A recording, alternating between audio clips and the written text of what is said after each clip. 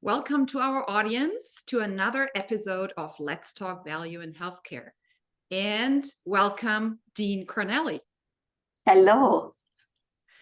So it's my distinct pleasure today to welcome really an expert in the field, Dean Francesca Cornelli from Northwestern University, heading up the Kellogg Business School.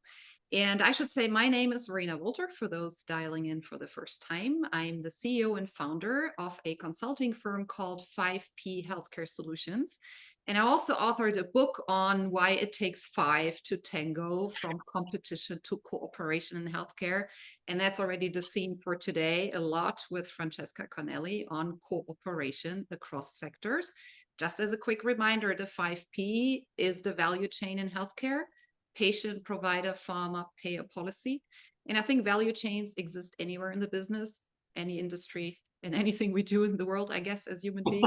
Yes. And so I think that's really our lead theme here today. And let's really dive right into it, because Francesca knows a lot and has a strong passion for connecting people and different sectors. And the theme we chose to talk about is the particular intersection between science and business. And as we know, innovation and value actually happens at the intersections. So Francesca, tell us a little bit, because that's a big theme of your career in life. And I forgot to say, of course, that you have been at Kellogg in Chicago for the last 4 years, I believe, before which Professor Francesca Cornelli was actually for 25 years in London. Yes. And she is a chair of professor of finance as well. So with that introduction, now up to you. Thank you so much. Thank you. And first of all, thank you for inviting me to talk about this. I'm actually, as you can mention, I'm a professor of finance. I'm not an expert on the area, but I had to learn very fast by running Kellogg, and I made this one of my priority. I would say, the intersection of business and science, it's something so important and yet so difficult, right? And also to me, it really requires the engagement of some of the most important aspects of management. And that's what I'm interested in. Because we always say, for example, at Kellogg, that for us, a leader, right, in the business has to have analytical skills, social communication skills, if you want empathy, emotional skill, EQ, and creativity. And that is nothing has been so important is in healthcare or more general between the business and science. Because, the issue is, and this is a sector, right? Business science is probably the sector where there's more disruption. You can see there's growth, amazing future, right? So much is moving, everything is happening, but there's also so much disruption, because with growth, you get disruption because the present system get replaced. You're never in an equilibrium, in a status quo that comes. And that means when things are getting disrupted, then, okay, you need your analytical skills, because the world is becoming more and more complex. So I'm sure I don't have to explain to your audience how difficult the world of science, the world of healthcare, how complex it is. But ultimately people need to still be able to decompose a complex problem in the blocks, right? And afford the blocks and go to the expert to each blocks, but then also to recompose, right? And then there's the empathy, the social skill, the ability to communicate. That's the part of recompose, right? Like you decompose in simpler block, you can go to the scientist, to the expert, but then you need to recompose it. For each block, you need to recompose it, because from the point of view of the business, it's like the 5P that you're saying, right? This is exactly, what you're talking about, and what your podcast is exactly the vision we have at Kellogg. You have different parts, you need to go deep in each of them, but then you have to get out and connect them all. Yeah. And that is very difficult. Exactly. And I think this is where Kellogg obviously has a long-standing track record in terms of a healthcare portfolio, we should almost say, and Yes. leading the space. So I think silos and blocks in healthcare is no stranger to Kellogg. But I think what we're talking about, you say like with the, the innovation and the growth in the world and the modernization that's happening, we're going towards the fifth industrial revolution. So obviously, I think the complexity, not one person, not one actor, not one company can deal with it. We are, and I like your allegory and metaphor with the blocks. Always reminds us building a house, right? So you need those different experts, and not everybody, one person can do it alone. So particularly, I think we need, be it technology, software, building, engineering, finance, whatever, we always need the R&D part, the science part, like we do in healthcare. But then we also need maybe the builders, right? The constructors, the business people to put the blocks together. And Yes. so I think that's where we're getting into our conversation here, because we need human skills to bridge those different blocks. And that is human beings who do that at the intersection. So what are your thoughts on, and what's particular Kellogg's role also Yes. as a business So to help people acquire and foster those skills? correct. And this is why also I made this as a priority, because I feel is very much in the tradition of Kellogg and our culture, right?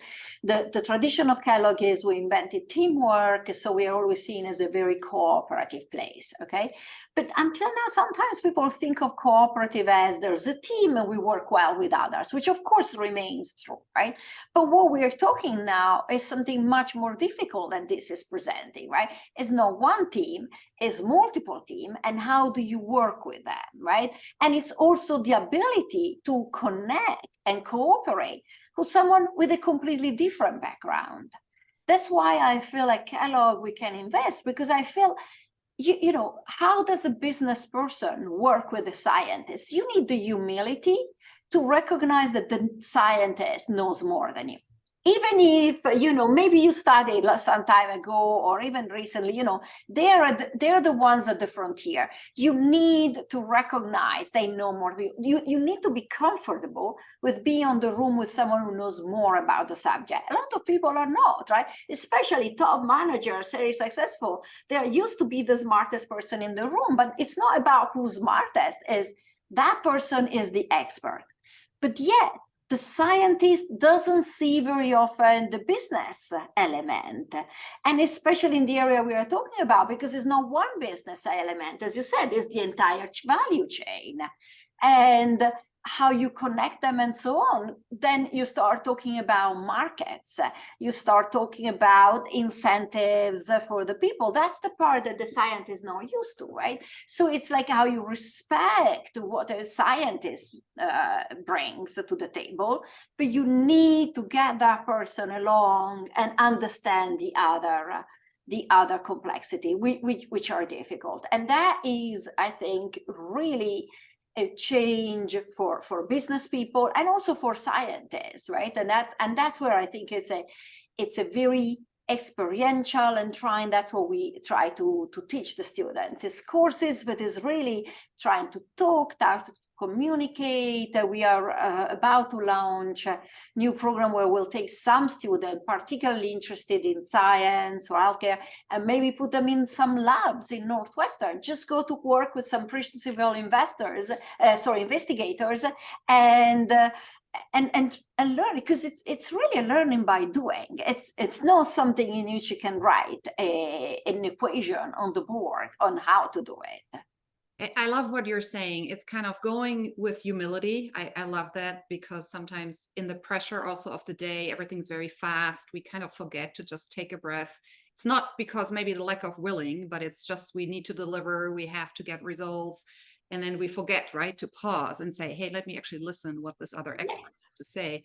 And what I think it's great what you're fostering in terms of that what you've always done at Kellogg, the experiential learning, but also then offer in your vast campus, and then, all of Northwestern University, have business people spend a day or a week in the lab, and vice versa, maybe, right? And I remember when we were doing a course together at Kellogg around, have scientists prepare a pitch, right, to investors. Absolutely. But what I want to pick your brain on, because where do you draw the line? Because sometimes people and students may have the pressure and say, oh, I'm a scientist. Oh, I have to learn how to run a business, or a business person saying, I have to learn the science. And I think that's what we're not saying, right? We're saying we Absolutely. should not have the aim and the pressure that we need to become that other expert, but we need to have enough to understand each other. What are your thoughts around this?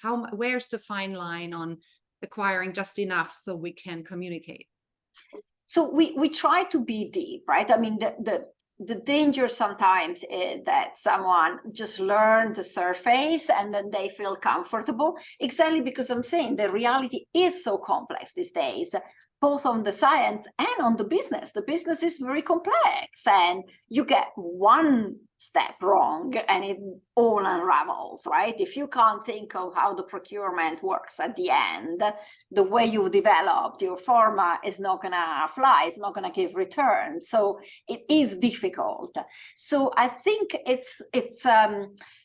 I like to make people think the logic, right? I feel, and that's what our faculty here does, like our faculty who teaches healthcare, they're saying, yes, we are healthcare experts, but we also see ourselves like people who study markets and firms, because that's the problem, right? More than, oh, I'm gonna know everything. The scientist is never gonna understand completely the business, and the business person cannot understand all the science, but it's more about understanding the logic, especially we teach the business side, if you want, right?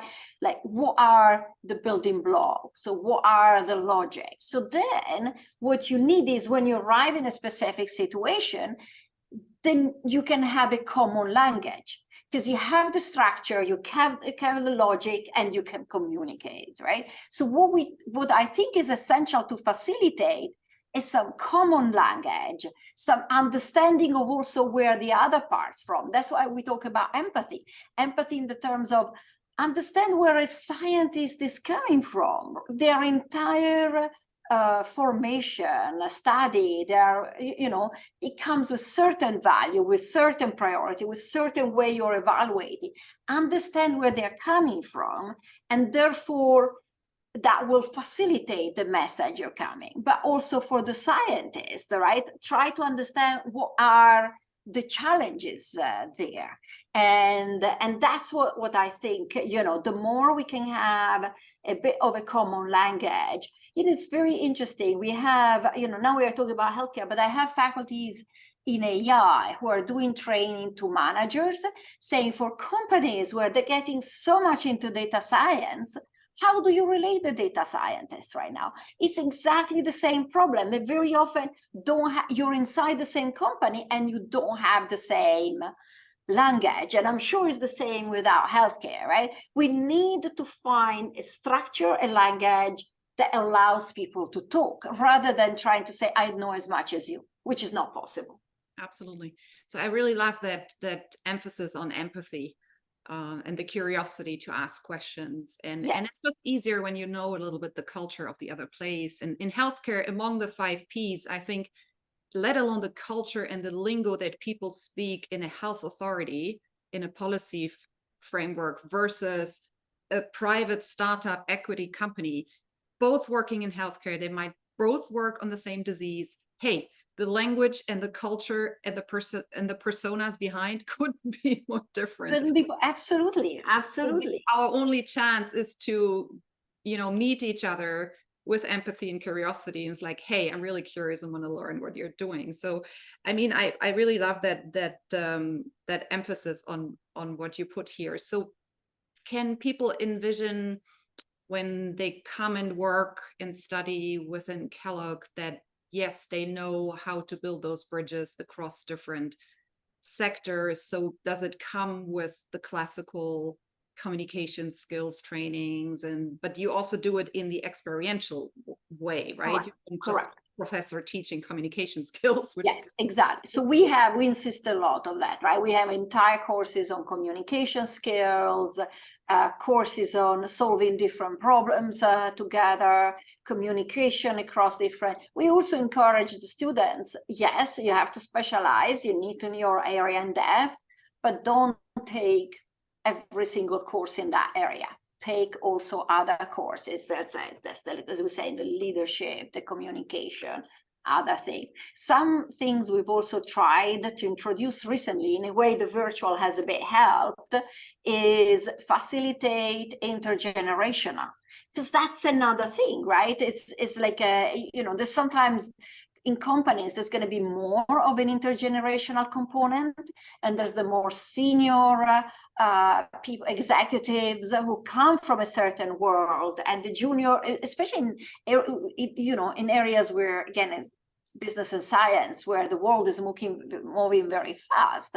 The more junior bring the more native. Yes. So how do you communicate? So for example, we did create a course which is called Healthcare Deep Dive, in which we are on purpose putting together, and it's a focus mostly on biotech, but our executive MBA, our part-time MBA, and our full-time MBA.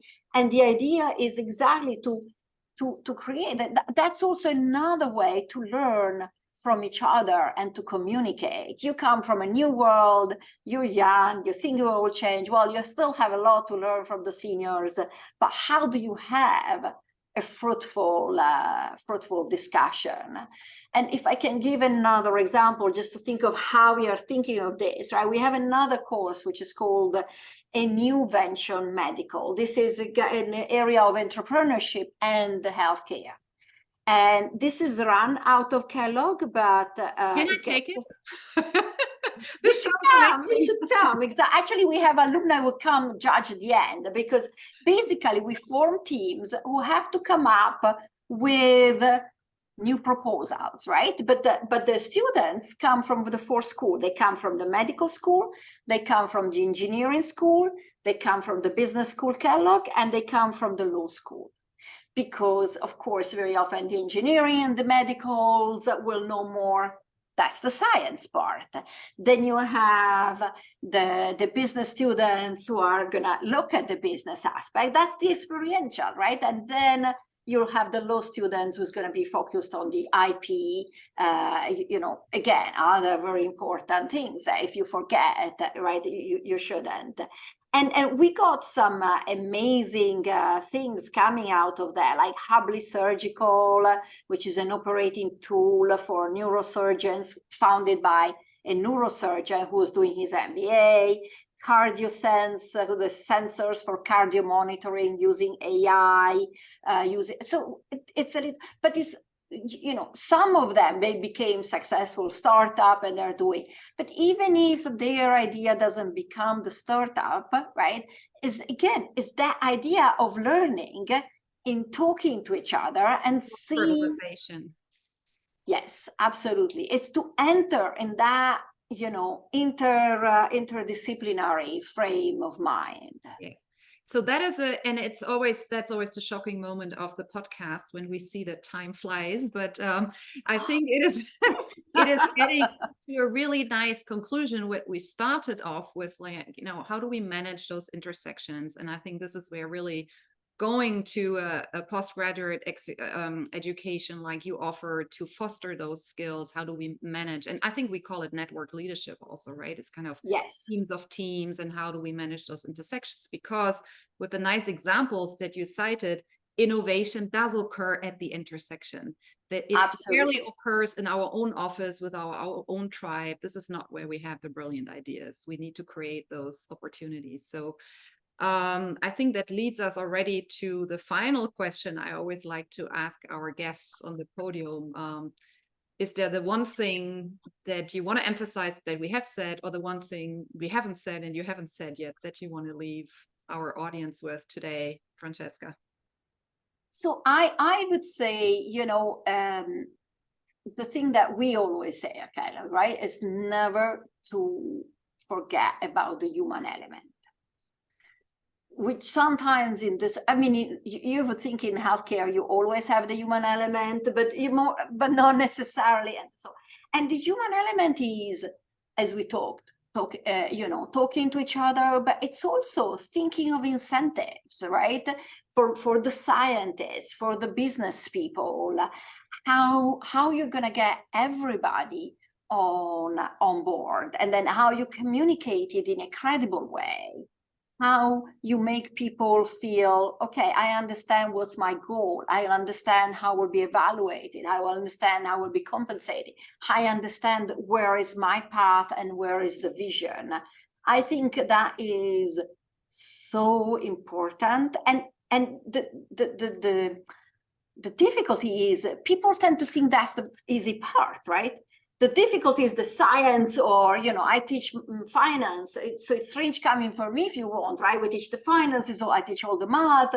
But then you can have the math right, and it's the same in science, all the science, technology, right? There are so many problems these days in which we have the technology.